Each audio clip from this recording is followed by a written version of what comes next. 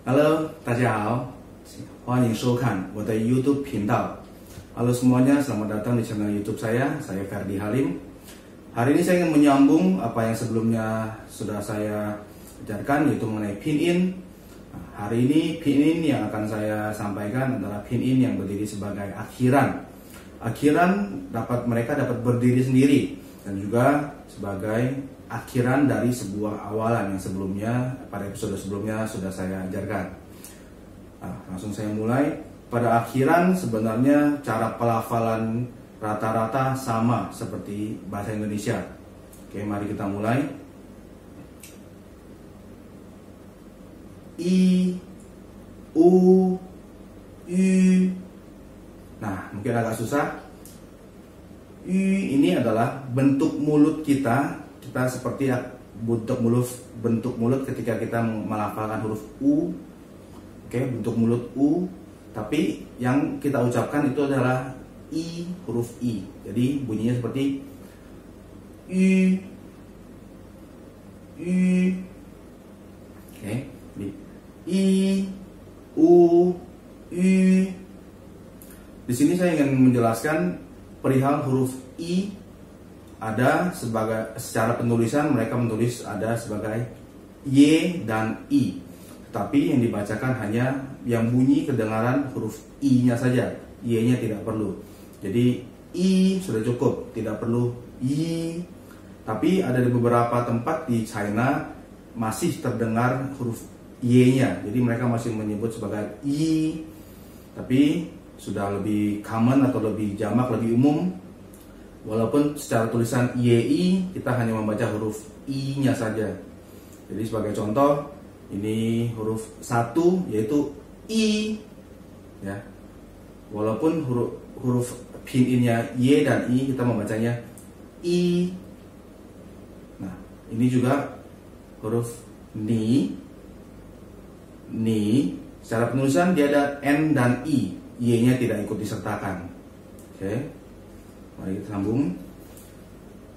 A, O, E. A, O, E. Sama ya seperti Indonesia.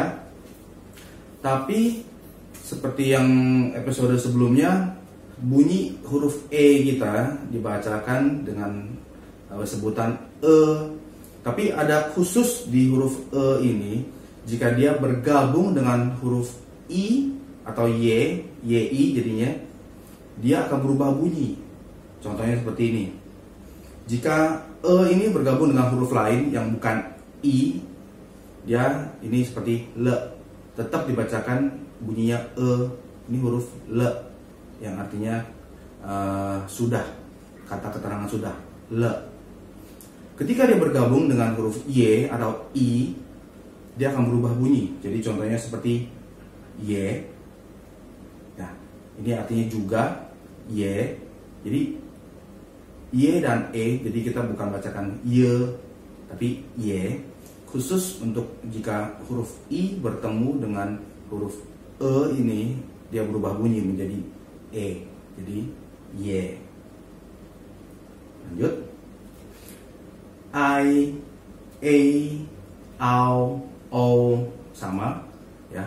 I, A, Au, O, persis.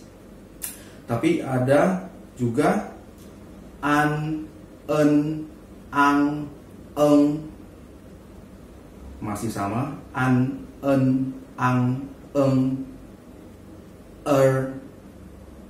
Oke.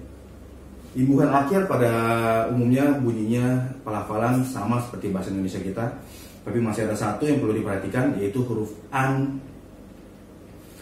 An ketika memiliki awalan di depannya tetap dibacakan An. Sebagai contoh, misalnya dia bergabung dengan huruf T, jadi ini huruf ini bacanya Tan, yang artinya telur, ya. Tan. Huruf An masih berbunyi sebagai An. Tapi jika kembali bergabung dengan huruf I yang biasa secara tulisan itu Y, contoh huruf ini adalah huruf Yen, Cing, ya, huruf Yen yang ini Y-A-N, tidak dibaca Yan, tapi dibaca Yen. Jadi ingat sekali lagi, huruf E jika bertemu I maka dia berubah bunyi menjadi E. An jika dia digabungkan dengan Y maka dia berubah bunyi bukan lagi an tapi yen. Oke. Nah, untuk imbuhan akhir dari pinyin sudah saya sampaikan semua dan juga poin-poin yang perlu diperhatikan.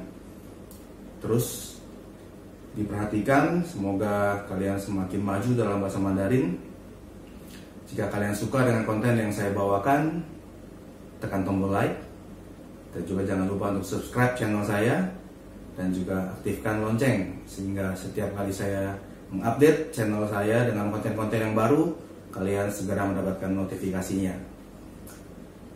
Kita sampai di sini, kita jumpa di episode selanjutnya dengan konten-konten pembahasan tema yang lebih menarik dan tentunya lebih memberi kalian pengetahuan akan bahasa Mandarin.